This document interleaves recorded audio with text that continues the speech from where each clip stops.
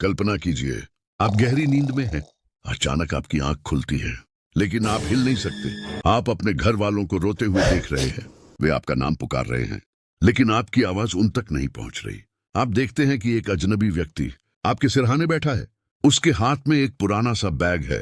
वह आपकी तरफ देखकर मुस्कुराता है और कहता है, चलने का समय हो गया है।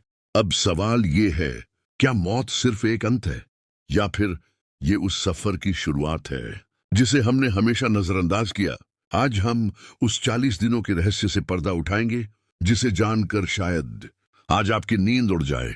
हम सब ने मौत को एक एंड पॉइंट समझा है। साइंस इसे बायोलॉजिकल डेथ कहती है, जब दिल धड़कना बंद कर दे और दिमाग काम करना बंद कर दे।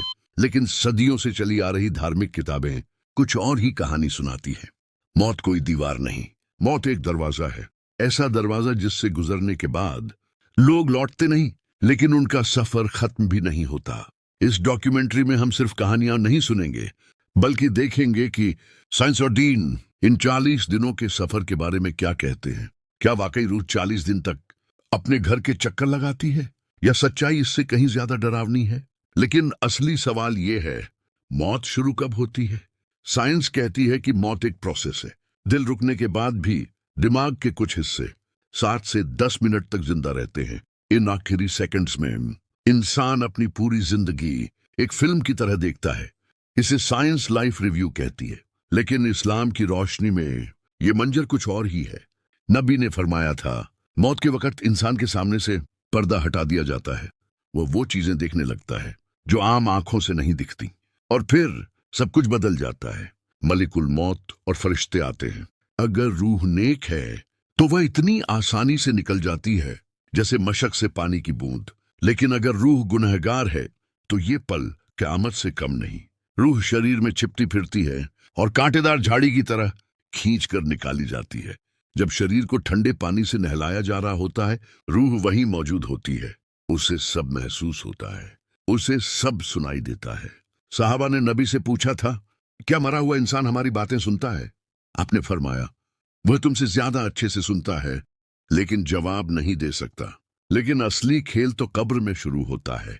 जब लोग मिट्टी डालकर लौटते हैं तो मरने वाला उनके जूतों की आवाज सुनता है। यही वो पल होता है जब उसे एहसास होता है अब वह सच में अकेला है। और उसी वक्त आते हैं 2 फरिश्ते, मुनकर और नकीर। उनकी शक्ल डरावनी होती है, आंखें नीली होती हैं और आवाज बिजली की तरह गूंजती है। साइंस कहती है दफन के बाद शरीर में ऑटोलिसिस शुरू होती है, यानी कोशिकाएं खुद को ही खाने लगती है। लेकिन सवाल ये है, उस वक्त रूह कहाँ होती है? कुछ रिवायतों के मुताबिक रूह को इल्लीन या सिज्जीन ले जाया जाता है, लेकिन उसका रिश्ता हमेशा अपनी कब्र से जुड़ा रहता है। 40 दिनों का सच।